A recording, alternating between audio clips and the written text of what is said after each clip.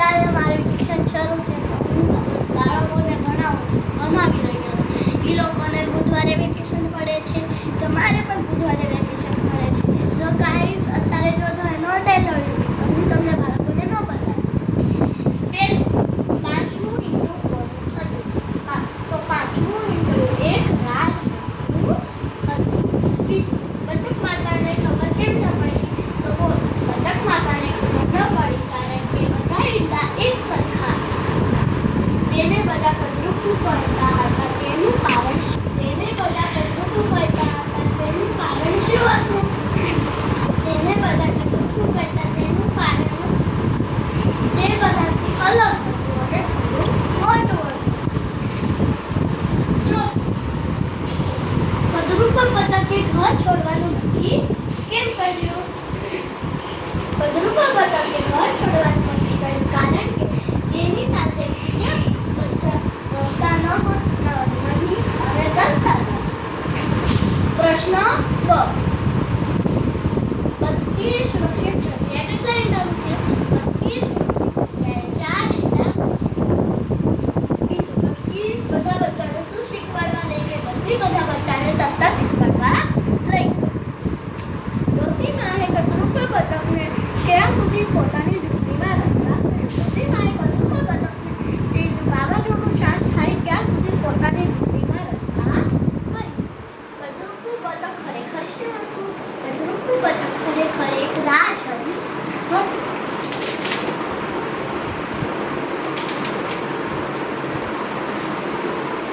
પ્રશ્ન 4.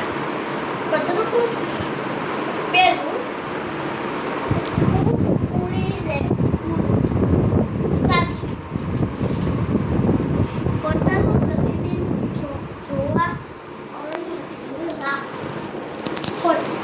પોતાના ભાઈ બહેનને ખૂબ હેરાન કરો.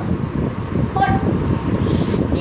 તે કદરૂપું બતક હતું તે તેના ભાઈને હેરાન જ ન કરે. કहीं भी રડતું નહીં. ખોટું. ખૂબ દુખતું હતું. ખોટું.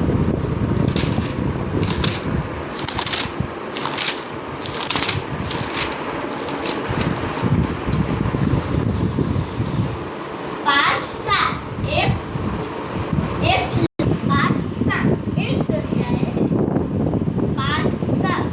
જગ્યાએથી દરિયો.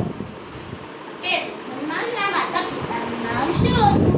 હનુમાનના માતાનું નામ અંજની અને પિતાનું નામ કેસરી હતું. માતાએ હનુમાનને જંગલમાંથી શું લાવવા કહ્યું? માતાએ હનુમાનને જંગલમાંથી થોડા પાકા ફળ લાવવા કહ્યું.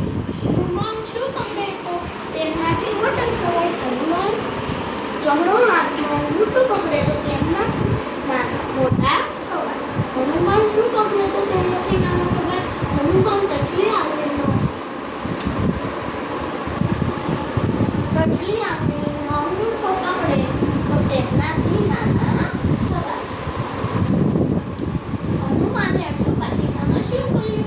હનુમાને અશોક વાટિકામાં મેદાન કરી નાખ્યું. બધા ઝાડ મૂળમાંથી ઉખાડી નાખ્યા. થોડા પાકા ફળ ખાઈ ગયા. કેટલાક ઝાડ મૂળમાંથી ઉખાડી નાખ્યા.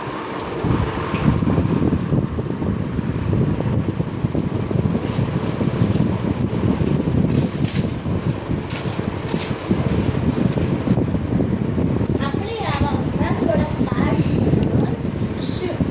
પહેલું પહેલી વાર દીકો જંતુને કેમ ઝડપથી શોધી શકું? પહેલી વાર દીકો જંતુ. પહેલો પાઠ.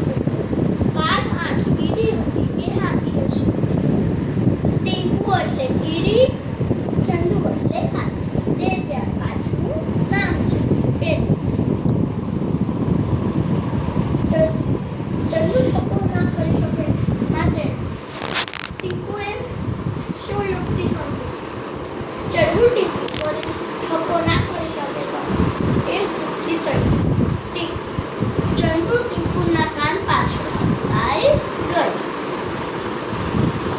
પ્રશ્ન 2. ચંદુ અને ટીંકુ ક્યાં રહેતા હતા? ચંદુ અને ટીંકુ જંગલમાં રહેતા હતા. તે પણ એક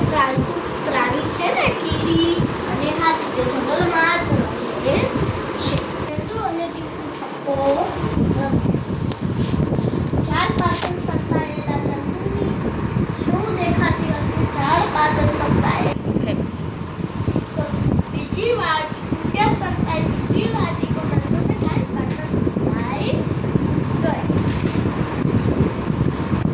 તું તો ઝાડથી ઝાડો છે. અરે હું મરી જઈશ. એક વાર તું ચલ, એક વાર તું હાર.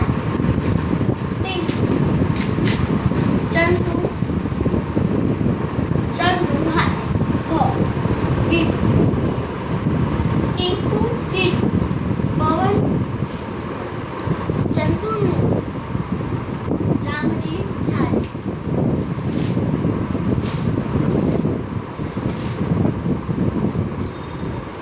છાલ અને પાન દીવ માછલી અને માછલી મામા માછલી અને માછલી મામા અને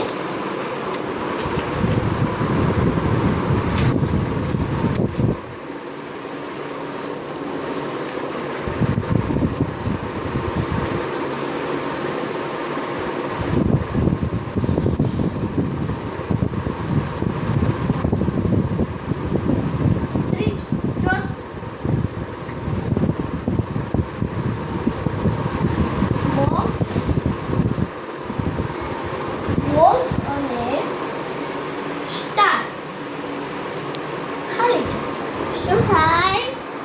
આનો જવાબ શું થાય? રેત.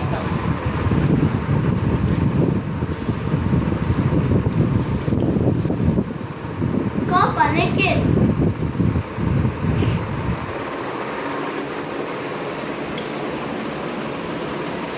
કપ અને એક કેલ.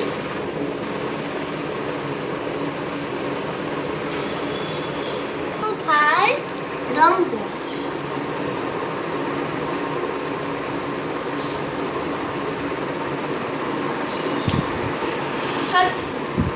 ઝંડો અને ત્રિકોણ. મેળ. સાત.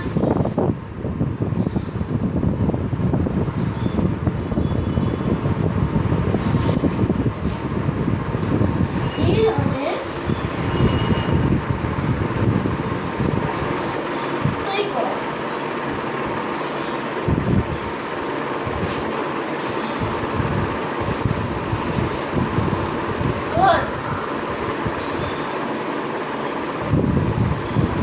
હવે પછી આગળ વધીશું.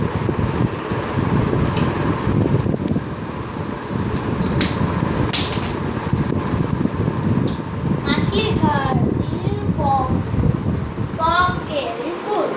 મારા ઘરો રંગો છે.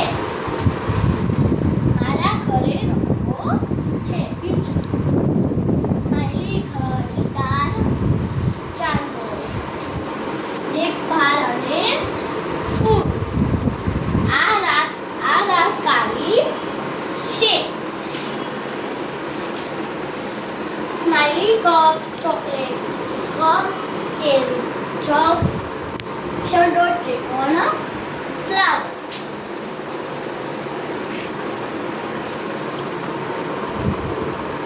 આ બધો રંગોનો મેળો છે. રાત કાળીની પ્રકાશ ભરેલો રંગોને મેળો.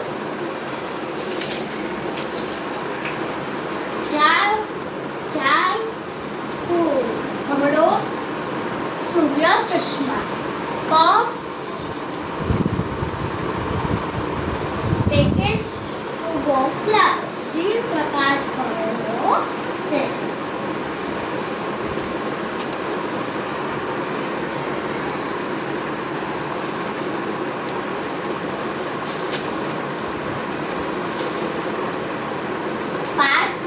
રંગબેરંગી મસાલી.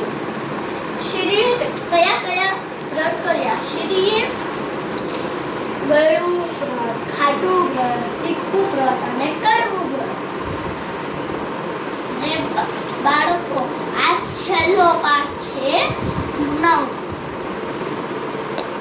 આગળના પાઠ આપણે આવતા લેક્ચરમાં ભણીશું. કે બીજું શ્રીના મમ્મીએ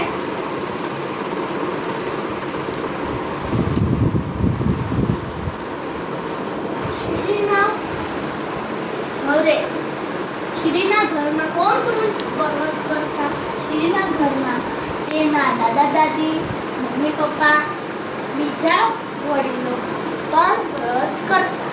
શિરીએ પહેલું વ્રત કયું? શિરીએ પહેલું વ્રત કર્યું. શિરીએ તીખું વ્રત કયા દિવસે કર્યું? શિરીએ તીખું વ્રત ત્રીજા દિવસે કર્યું. શિરીએ કેટલા વ્રત કર્યા? કયા? શિરીએ 4 વ્રત કર્યા: ગળું, ખાટું, તીખું અને મોળું. તેમજ આવત આપણો વિડીયો એન્ડ થાય છે.